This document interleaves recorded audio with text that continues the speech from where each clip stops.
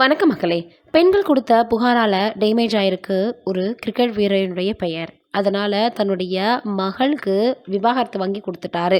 இப்போ மறுபடியும் உதவி இயக்குனரோட நிச்சயதார்த்தம் பண்ணியிருக்கிறாராம் அந்த பிரபல இயக்குனர்.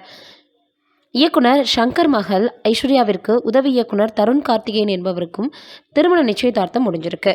இது தொடர்பான புகைப்படம் ஒன்றை ஷங்கரின் மகள் அதிதி தனது சமூக வலைதள பக்கத்தில் பதிவிட்டிருக்காங்க. ஷங்கருக்கு 2 மகள்களும் ஒரு மகனும் இருக்காங்க. மூத்த மகள் ஐஸ்வர்யா ஷங்கர், இளைய மகள் அதிதி ஷங்கர் மற்றும் மகன் அர்ஜித் ஷங்கர். இதில் 2 மகள்களுமே மருத்துவம் படிச்சுட்டாங்க. டாக்டரான ஐஸ்வர்யா ஷங்கர் புதுச்சேரி கிரிக்கெட் அணியின் கேப்டனாக ரோஹித்தை கடந்த 2021ஆம் ஆண்டு திருமணம் செஞ்சுக்கிட்டாங்க. தமிழ்நாடு பிரீமியர் லீக்கில் விளையாடும் மதுரை பேந்தர்ஸ் அணியின் உரிமையாளரும் தொழிலதிபருமான தாமோதரனினுடைய மகன் தான் இந்த ரோஹித் அப்படின்றது குறிப்பிடத்தக்கது. ஐஸ்வர்யா ரோஹித் திருமணம் 2021ஆம் ஆண்டு ஜூன் 27 அன்று மகாபலிபுரத்தில் ரொம்பவே பிரம்மாண்டமாக நடைபெற்றது.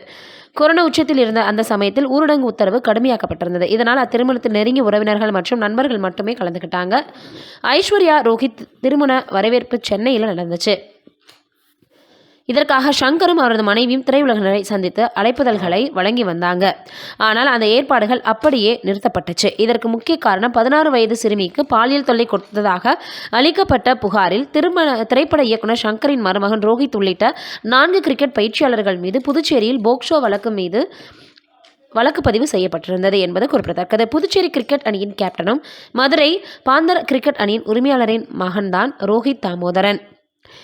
புதுச்சேரியில் இளங்கோவடிகள் அரசு பள்ளி மைதானத்தில் மாணவர்களுக்கு கிரிக்கெட் பயிற்சி அளிக்கப்பட்டு வந்துச்சு. அப்போது கிரிக்கெட் வீரரும் பயிற்சியாளருமான தாமரை கண்ணன் என்பவர் 16 வயது மாணவிக்கு பயிற்சி அளிக்கும் போது பாலியல் துன்புறுத்தலில் ஈடுபட்டிருக்காரு. பாதிக்கப்பட்ட சிறுமி கிரிக்கெட் சங்க நிர்வாகிகளிடம் புகார் செய்திருக்காங்க. ஆனால் சங்க நிர்வாகிகள் பயிற்சி அளிக்கும் நபரிடம் மோதல் வேண்டாம் அப்படின்னு அனுசரித்து போன்னு சொல்லி விட்டுட்டாங்களாம். இதையடுத்து அந்த சிறுமி தனக்கு பாலியல் தொல்லை கொடுத்தவர், அதற்கு துணையாக இருந்தவர்கள் மீது நடவடிக்கை எடுக்கணும்னு குழந்தைகள் நல பாதுகாப்பு குழுவிடம் புகார் அளிச்சிருக்காங்க. இதையடுத்து குழந்தைகள் நல குழுவினர் விசாரணை நடத்தி மேட்டுப்பாளையம் போலீசில் புகார் அளிச்சிருக்காங்க.